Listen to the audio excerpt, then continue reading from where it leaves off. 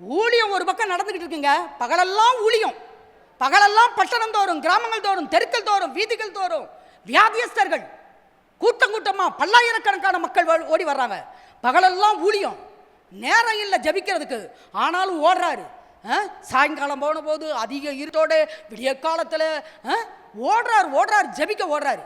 அதனால தான் அப்படி ஜெபம் பண்ணிட்டு வந்து இப்போ கூட்டத்தை பார்த்த உடனே ஒரு வார்த்தை பேசுறாரு. என்ன வார்த்தை பேசுறாரு? அப்படி கையை நீட்டுறாரு. உடனே குஷ்டரோகம் நீங்கி சுத்தமானான். மிகுந்த அமைதல் உண்டாகட்டும் சொன்னாரு. அமைதல் உண்டாகுது.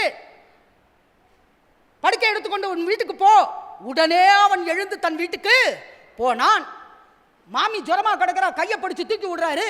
அவள் உடனே எழுந்திருந்து இயேசுவுக்கு பணிவிடை செய்தாள். குருடர்களுக்கு கூட்டு வர்றாங்க, தொடராரு. உடனே அவர்கள் கண்கள் திறந்தது. பிசாசு பிடிச்ச பிள்ளைய கூட்டு வராங்க, பிசாசை துரத்துறாரு. உடனே பிசாசு அவளை விட்டு நீங்கிட்டு மரித்த சிறுமியை போய் கையை பிடிச்சு தூக்குறாரு. தலி தாக்குமி அப்படிங்கிறாரு. சிறுபெண்ணை எழுந்திருங்கிறாரு. உடனே அவள் எழுந்திருந்தாள். எத்தனை ஆதாரங்களை பைபிளில் வாசிக்க முடியும்? இயேசு தொட்ட உடனே, அதான் போன வருஷம் விபிஎஸ் பாட்டில் சொன்னாங்க, இயேசு தொட்ட உடனே, இயேசுவன் நம்ம தொட்ட உடனே, அவர் நம்மளை தொட்ட உடனே, நாம அவரை தொட்ட உடனே சொன்ன உடனே, அவர் வாயை திறந்து பேசின உடனே உடனே அற்புதம் நடந்தது.